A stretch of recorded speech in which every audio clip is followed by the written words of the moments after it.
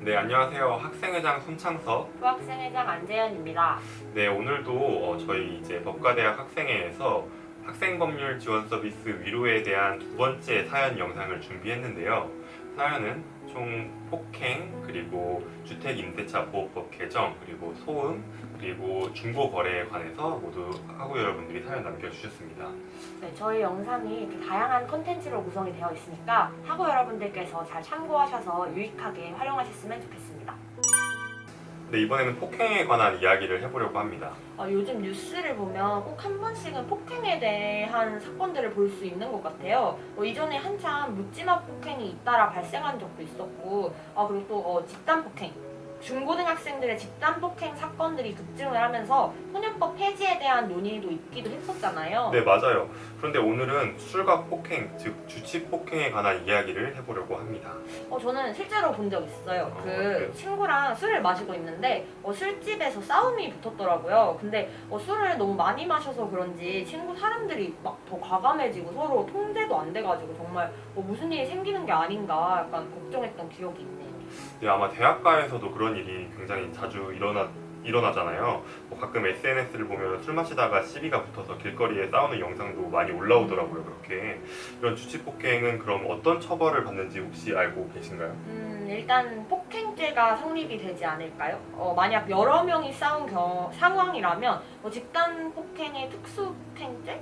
그리고 폭행으로 인해 상대에게 상해까지 가해졌다면 폭행치상죄까지 되지 않을까 생각이 드는데. 네, 맞아요. 잘 알고 계시네요. 네, 여러 상황에 따라 다르게 적용될 수는 있겠지만 일반적으로 앞서 말씀해주신 폭행죄나 그 상대가 심한 피해를 입어 치료를 받아야 되는 상황이라면 상해죄가 적용되어 처벌받을 수 있습니다. 물론 폭행죄는 반의사 불벌죄입니다. 반의사 불벌죄란 피해자의 의사에 반해서는 처벌할 수 없다는 의미로 상대와 합의가 원만하게 이루어진다면 처벌을 면할 수 있다는 것입니다. 그러면 상해죄나 특수폭행죄도 반의사 불벌죄가 되나요? 네, 중요한 질문인데요.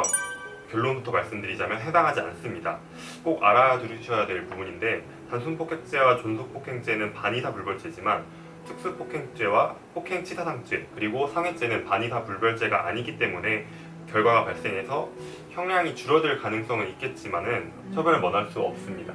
그렇군요. 쌍방으로 시작된 싸움이더라도 나중에 일행 모두가 다 같이 단체로 싸우는 경우가 대부분일 텐데 이 경우에는 서로 이제 합의를 하더라도 약간 처벌을 면하기는 좀 어렵겠네요. 네, 맞습니다.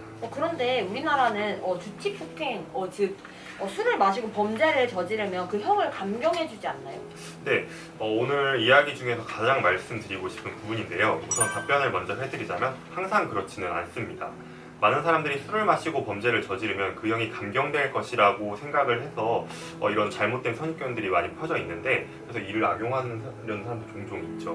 네, 맞아요. 그 유명한 그 조두순 사건 있잖아요. 네. 그 사건에도 술을 마신 심신미약의 상태에서 저지른 범죄라 그래서 감경이 된 걸로 알고 있는데. 네, 그 대표적인 사건들로 인해서 대부분 그렇게 알고 계신 것 같아요. 하지만 그 경우는 정말 심신미약, 즉 본인의 의지가 없었다는 점을 참작하여 감경해 준 것이며 술을 마셨다는 것이 직접적인 원인은 아닙니다.